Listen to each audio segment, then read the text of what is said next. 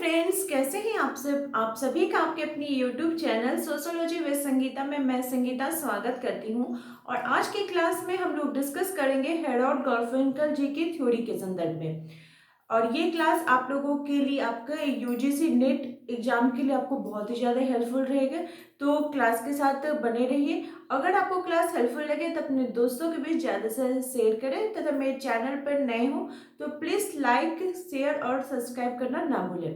देखिए, हेरोल्ड गार्फिंकल जी की जो थ्योरी है इसे बोला जाता है एथनोमेथोडोलॉजी, यानी कि निर्जाति पद्धति शास्त्र या लोक विधि विधान के नाम से हम लोग जानते हैं। तो सबसे पहला जो यहाँ पे बात आ जाता है कि इससे कौन सा क्वेश्चन निकल के बाहर आएगा। तो अगर आपसे पूछा जाए कि निर्जाति पद्धति शास्त्र किनका है तो ये हेरोल्ड गार्फिंकल जी की थ्योरी है। तो ये सबसे पहला आप लोगों के लिए क्वेश्चन हो गया। तो चलिए इनकी थ्योरी हम लोग देख लेते हैं। तो इनकी थ्योरी को जानने से पहले हम लोग इनकी बायोग्राफी देख लेते हैं। इनका जन्म 29 अक्टूबर 1917 यूएस में हुआ था। और इनकी अगर मृत्यु की बात की जाए तो इनकी मृत्यु 21 अप्रैल 2011 यूएस में हुई थी। और इनके वर्क को देखें तो इन्होंने दो बुक्स की रचना की थी। पहला इनका बुक था स्टडी इन एथनोमेथोडोलॉजी और सेकेंड इनका बुक है कंट्रीब्यूशन टू एथनोमेथोडोलॉजी। तो ये दोनों बहुत ही इजी है और जिसको कि आप लोग को याद करने में भी कोई दिक्कत नहीं होगी। अब हम लोग आते हैं इनकी थ्योरी में। तो हेरोल्ड गार्फिंकल जी की जो थ्योरी है इसे बोला जाता है एथनोमेथोडोलॉजी, यानी निर्जाति पद्धति शास्त्र या लोक विधि। अब हम लोग देखते हैं कि एथनोमेथोडोलॉजी का अर्थ क्या होता है। तो एथनोमेथोडोलॉजी में अगर हम एथनो शब्द को देखें तो इसे बोला जाता है लोक विधि और मेथोडोलॉजी का मतलब होता है पद्धति शास्त्र। इसमें क्या होता है, समाज के अंतर्गत जो भी क्रियाएं चल रही हैं उसको हम लोग वैज्ञानिक तथा अवैज्ञानिक तौर तरीके माध्यम से समझने का प्रयास करते हैं। इसको आत्मवाचक क्रिया के माध्यम से, इसकी संदर्भिता के माध्यम से हम समझने का प्रयत्न करते हैं कि ये कौन सा जो कार्य हो रहा है, ये समाज के अंतर्गत जो भी तथ्य चल रहे हैं वो किस कारण से चल रहे हैं। तो देखिए, एथनोमेथोडोलॉजी जो ये शब्द है ये किसका माध्यम है, तो ये आत्मवाचक क्रिया का माध्यम है। और आत्मवाचक क्रिया और संदर्भ के माध्यम से हम लोग इसके अंतः क्रिया का विश्लेषण इस पद्धति शास्त्र के अंतर्गत करते हैं। तो कैसे करते हैं, तो वैज्ञानिक तथा गैर वैज्ञानिक प्रथाओं का व्यवस्थित ढंग से अध्ययन किया जाता है, उसके बाद हम लोग इसको प्रयोग करते हैं। देखिए, अल्फ्रेड सुस की जो थ्योरी थी प्रघटना शास्त्र, तो प्रघटना शास्त्र के अंतर्गत ही एक वर्ड आता है एथनोमेथोडोलॉजी या निर्जाति वर्णन, जिसका अध्ययन किनके द्वारा किया गया था, हेरोल्ड गार्फिंकल जी के द्वारा किया गया था, जिन्हें एथनोमेथोडोलॉजी का जनक भी माना जाता है। पिता अगर आपको पूछा जाए तो कौन हो जाएंगे, ये हेरोल्ड गार्फिंकल जी हो जाएंगे। और ये एक ऐसा अध्ययन विधि है जिसको क्या किया जाता है, जिसमें जो अध्ययन करता है वो सहभागी अवलोकन के द्वारा तथ्यों की खोज करता है और उसको जानने की कोशिश करता है कि लोग की जो धारणाएं हैं वो किस प्रकार से है। और वो सहभागी अवलोकन का तात्पर्य हो गया कि उस जगह पे जहाँ पे उसको अध्ययन करना होता है उस जगह पे वो प्रेजेंट रह के उस अध्ययन को करता है। तो लोगों की लोक रीतियाँ, उसके व्यवहार का अध्ययन करने की पद्धति को, इसको क्या कहा जाता है, एथनोमेथोडोलॉजी बोला जाता है। और इन्होंने, हेरोल्ड गार्फिंकल जी ने सामाजिक तथ्यों की आलोचना की है। किसकी आलोचना की है, सामाजिक तथ्यों की, सोशल फैक्ट की उन्होंने आलोचना की है।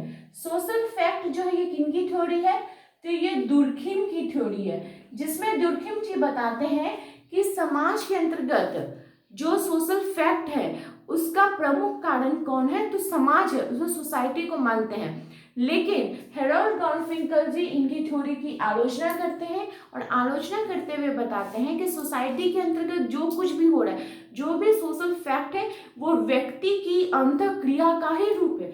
व्यक्ति जो कार्य कर रहा है उसका ही रूप उन्होंने किसको बताया है, सोशल फैक्ट को बताया है। तो ये एक पॉइंट हो गया, इसको भी आप लोग को याद रखना होगा। ठीक है, अब बोला जा रहा है कि इन्होंने तो सोशल फैक्ट की आलोचना की। अब बोले कि हम लोग जब अध्ययन करेंगे तो किस प्रकार से अध्ययन करेंगे, तो हम लोग आत्मवाचक क्रिया के माध्यम से अध्ययन करेंगे। कैसे करेंगे? आत्मवाचक क्रिया के माध्यम से हम लोग अध्ययन करेंगे कोई भी तथ्य को। अब है कि ये आत्मवाचक क्रिया आखिर होती क्या है? आत्म मतलब क्या होता है? सेल्फ, हमारा जो स्व का विचार है।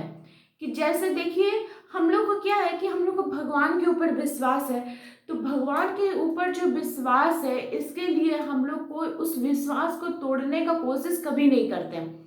अगर आप लोग एग्जाम देने के लिए जा रहे हैं, आप लोग का एग्जाम होने वाला है, तो आप लोग क्या कीजिएगा कि भगवान से प्रार्थना कीजिएगा कि भगवान मेरा एग्जाम जैसे अच्छे से हो जाए, मैं एग्जाम में पास कर जाऊं, मेरा नौकरी हो जाए। बाय चांस किसी का अगर एग्जाम किसी कारणवश नहीं हो पाता है, नहीं वो पास कर पाता है, तो वो क्या करेगा? वो भगवान को दोष नहीं देगा, वो क्या दोष देगा? वो स्व को देगा, यानी कि वो अपना भाग्य को देगा, या बोलेगा कि नहीं भगवान तो चाहते थे, भगवान का तो अच्छा ही किए थे, लेकिन जरूर कुछ परिस्थितियां वैसी होंगी तो जिसके कारण मेरा एग्जाम क्लियर नहीं हो पाया। तो इसलिए आप लोग देखिएगा कि जो एनसीईआरटी का क्लास 10 का बुक है इंग्लिश का, इसमें एक स्टोरी है आपकी लेंचो की। तो लेंचो का उसी तरह से गॉड के ऊपर, भगवान के ऊपर बहुत ही ज़्यादा डीप फेथ रहता है। तो जब वो अपना फसल लगाता है, लेंचो कौन होता है? किसान होता है। तो जब वो अपना फसल को लगाता है तो उसकी फसल तो बहुत अच्छी होती है। तो एक दिन क्या होता है, इतनी बर्फबारी होती है जिसके कारण लेंचो का फसल जो होता है वो पूरी तरह से नष्ट हो जाता है। तो वो भगवान को चिट्ठी लिखता है। चिट्ठी लिखने के बाद क्या करता है कि टू गॉड करके, फ्रॉम लेंचो करके भगवान को वो लेटर पोस्ट कर देता है। बोलता है कि मेरा फसल तो अच्छा हुआ था, नष्ट हो गया, तो अब आपको ही इसका भरपाई करना होगा और आप मुझे 100 पैसे इमीडिएटली भेजिए। तो जब पोस्ट ऑफिस में वो लेटर जाता है और वहाँ के जो पोस्टमैन सब होते हैं, पोस्ट मास्टर होते हैं, वो देखते हैं कि अरे लेंचो तो भगवान को चिट्ठी लिखा है, भगवान का तो कोई एड्रेस है ही नहीं। तो वो लोग बोलते हैं कि ठीक है, तो इसका विश्वास क्यों कम हो, तो वो लोग अपने में सब कलेक्ट करके 70 पैसा भेज देते हैं।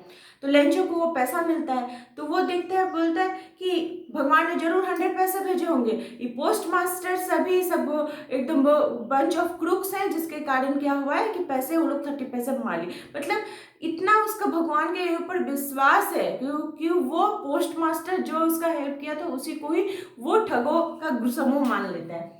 तो ये तो एक थ्योरी थी, एक स्टोरी थी।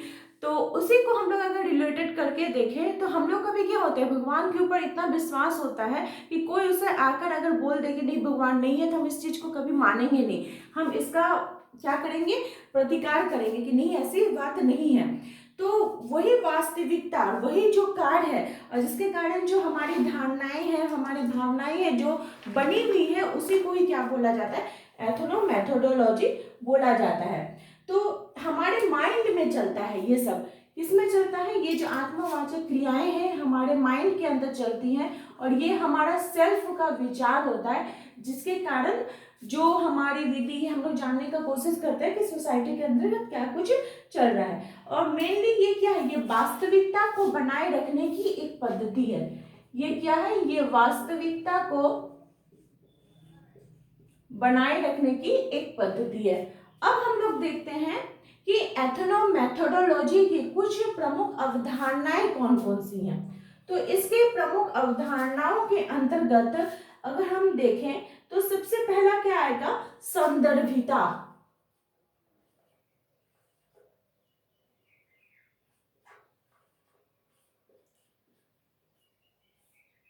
ये जो संदर्भिता ये शब्द है, ये क्या बोल रहा है, तो संदर्भिता जो ये शब्द है ये बता रहा है कि सोसाइटी के अंतर्गत जो कुछ भी तथ्य है, जो कोई भी फैक्ट है, जो कुछ चल रहा है, उसका कोई ना कोई संदर्भ है, उस वाक्य का कोई ना कोई आपस में जरूर वे एक दूसरे से रिलेटेड है, जिसके कारण क्या हो रहा है कि वो फैक्ट हमें सोसाइटी के अंतर्गत देखने को मिल रहा है।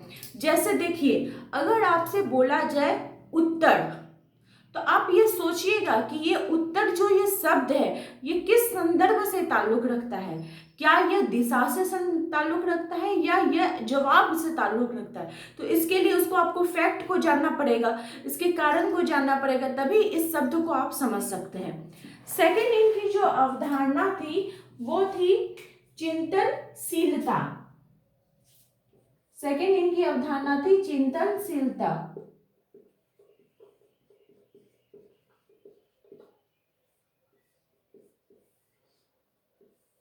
चिंतनशीलता के अंतर्गत क्या बोला जा रहा है, इसे बोला जाता है मीनिंग एंड अकाउंट। इसको मीनिंग एंड अकाउंट के नाम से भी जाना जाता है। इसमें कोई भी हम लोग फैक्ट को लिख कर इसको स्टोर करके रखते हैं और लिख कर उसके अर्थ को समझने का प्रयत्न करते हैं। किसमें? चिंतनशीलता में। ये हमारे डेली की बातचीत हो सकती है, उसको हम लोग लिख कर रखते हैं और उसको समझने का कोशिश करते हैं। तीसरा इनकी जो अवधारणा थी वो था टीकात्मक व्यवहार। टीकात्मक व्यवहार,